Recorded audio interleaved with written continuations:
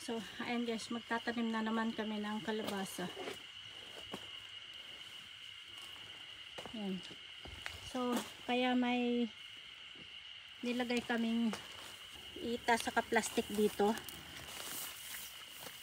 Ayan, para hindi humaba ang ugat ng kalabasa natin. Pagka wala pong kahoy at plastic itong mga kalabasa natin, mahaba po yung magiging ugat ng kalabasa. So kagaya nito guys, oh. Ganyan po pagka walang mga plastic.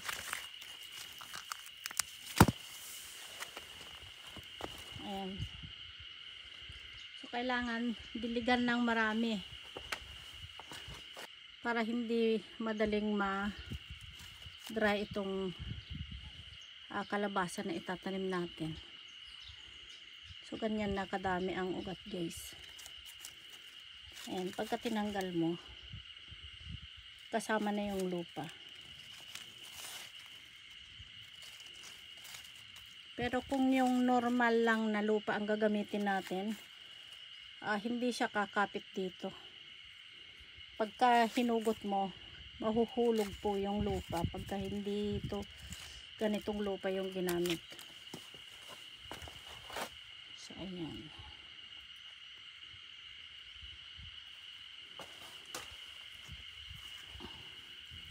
Tapos ito yung lalagyan namin. Pasadya po itong pinagawa. Ayan. Ginagamit din namin sa sibuyas saka repolyo. Hello guys. Manay. Pinagmumula ti karabasan. So ganito magtanim ng kalabasa. Tugkul lang imal. Pagpati karabasa matugkulan.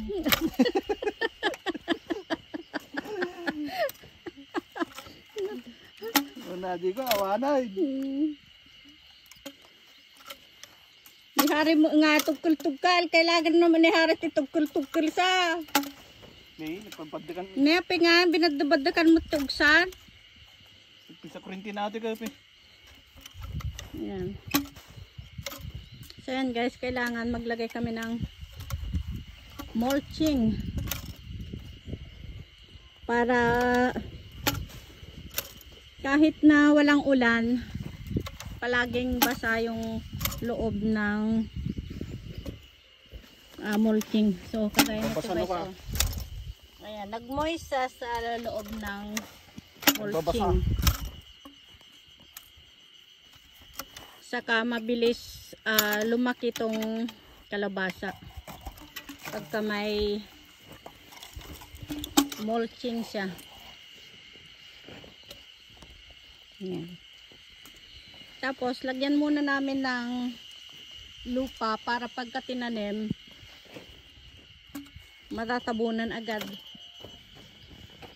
So ayan guys, sa karalipas basta lukano tigdi dumunay karalipas. Ayan, nalpas mi manan. Tapos ito yung mga sibuyas din namin guys. Karalipas ko naman. Karalipas ko naman ka. Kadapay magandita. Ayan.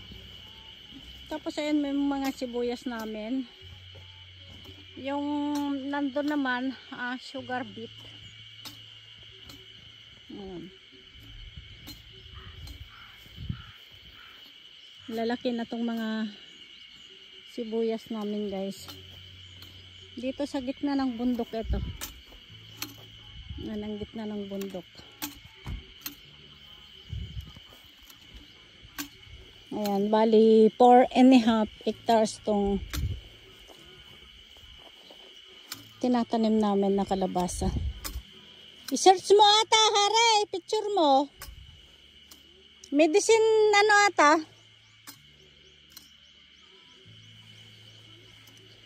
Ayan. So marami ding medicine plant dito sa gilid ng bukid namin. Ito ang mga medicine plant na dito sa mga gilid ng bukid namin. Ayan. Pang sa mga may gout. Ang ganda po ng bulaklak.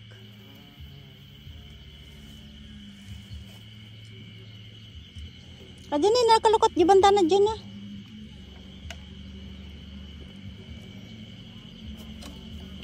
So ayan, dito kami ngayon sa taas ng bundok nagtatanim ng kalabasa.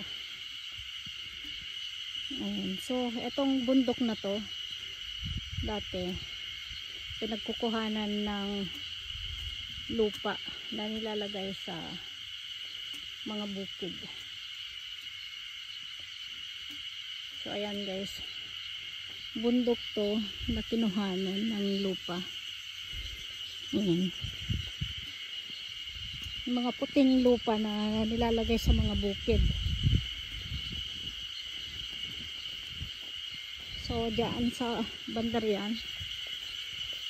Ayan yung mga bukid pa namin. So ito yung pinakamataas naming bukid. Ayan dito.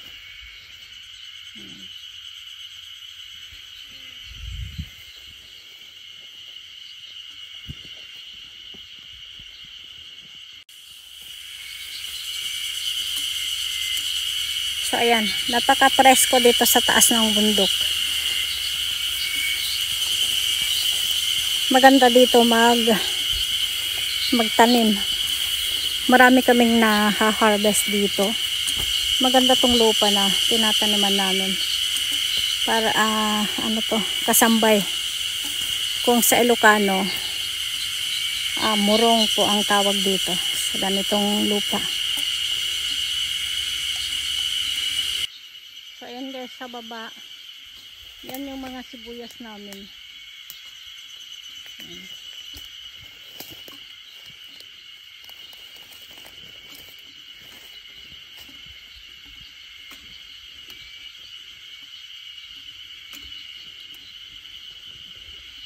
So ayan guys, tapos na naman namin tong isang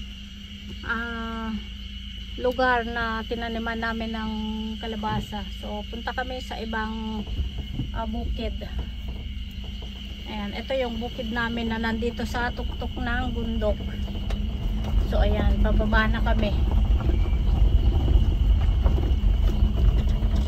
Tapos yung ibang mga kalabasa naman namin, ayan.